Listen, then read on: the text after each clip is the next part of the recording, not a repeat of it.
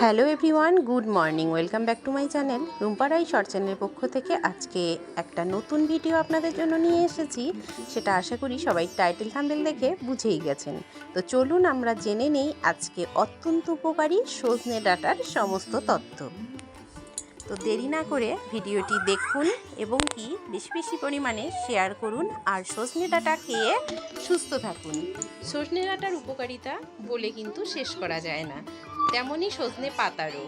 তাই আপনারা দেরি না করে জেনে নিন সজনে ডাঁটার উপকারিতা।